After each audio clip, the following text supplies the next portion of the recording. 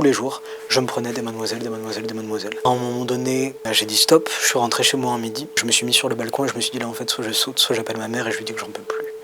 J'ai appelé ma mère et le lendemain, j'avais tous les rendez-vous nécessaires pour pouvoir commencer ma transition.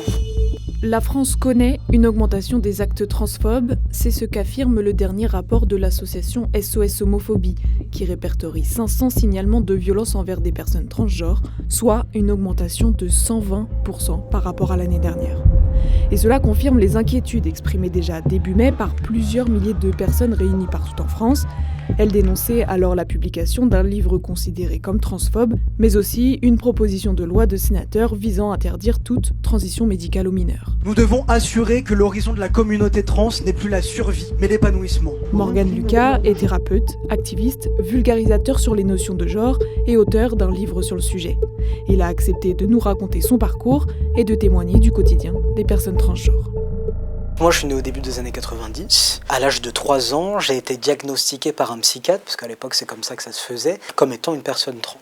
J'ai toujours su que j'étais un garçon, j'ai toujours su que j'allais être papa plus tard, j'ai toujours su que j'allais avoir de la barbe, par exemple. Je m'imaginais en grandissant en tant qu'homme.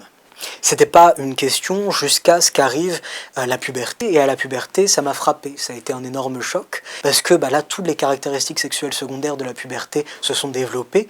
Et du coup, physiquement, je renvoyais l'image d'une fille. Et donc, j'étais traité comme tel. Et ça a été très douloureux à vivre. D'autant plus que je comprenais pas. Parce qu'à l'époque, il n'y avait pas véritablement de représentation de personnes trans. Donc c'est-à-dire que je savais qu'il y avait quelque chose qui clochait chez moi en termes de genre, au niveau de mon identité, mais je n'avais pas les mots pour me dire, pour expliquer aussi à mon entourage qui j'étais. En 2010, me semble-t-il, quand la France a retiré officiellement les transidentités de la catégorisation des maladies psychiatriques, on était à table avec ma famille et on discutait, comme tous les repas de famille, de sujets de société. Il se trouve que ce soir-là, c'était ce sujet-là. Et moi, je me suis retrouvé à défendre bec et ongle les personnes trans, en disant que non, c'était pas une maladie psychiatrique, que c'était simplement une autre manière d'être au monde. Et puis bon, voilà, j'ai ruminé un petit peu toute la soirée. Je me suis endormi et puis quand je me suis réveillé, j'ai vraiment pleuré toutes les larmes de mon corps parce que je me suis dit ok, maintenant je sais. Je sais ce qui se passe, je sais qui je suis et je sais ce qu'il va falloir que je fasse. À l'âge de 17 ans, Morgane a entamé sa transition à l'aide d'un traitement médical. Une transition médicale, quand il était mineur, c'est précisément ce que voudraient interdire des sénateurs, les Républicains. Une proposition de loi en ce sens doit être débattue le 28 mai.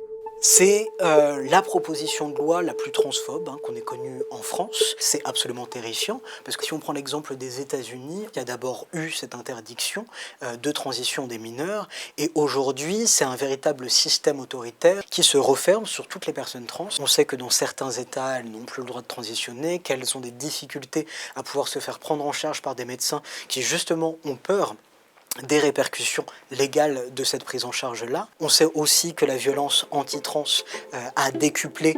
Aujourd'hui, aucune donnée permet de déterminer le nombre de jeunes concernés par la transidentité en France. Aux États-Unis et au Canada, cela concernerait 1,2% des adolescents. Et parmi eux, seule une partie souhaite recourir à une transition médicale. À titre d'exemple, au sein du service spécialisé de l'hôpital de la Pitié-Salpêtrière à Paris, sur 239 patients suivis depuis 10 ans, moins d'un jeune sur 2 a bénéficié d'un traitement médical. Cette proposition de loi et les personnes qui en sont à l'origine n'ont absolument aucune espèce d'idée de l'impact que ça va avoir sur les jeunes trans. Le fait qu'on les stigmatise à ce point, que l'opinion publique, que les médias, que les politiques en parlent comme des êtres absolument influençables et qui ne sont pas capables de prendre des décisions pour elles-mêmes. Toute cette pression-là et toute cette violence qu'on subit au quotidien fait que notre santé mentale est fragilisée. Les personnes trans sont l'un des groupes sociaux qui attendent le plus à sa vie. C'est-à-dire que selon les chiffres, on est entre 7,5 et 8 fois plus à risque d'avoir des idéations suicidaires ou de passer à l'acte. Ces passages à l'acte-là ne sont pas dus à notre identité, mais c'est vraiment par rapport au climat dans lequel on existe. Selon une étude hollandaise publiée en 2020, le risque de suicide est moins élevé chez les adolescents trans ayant eu accès à un traitement que chez ceux qui n'en avaient pas encore eu accès.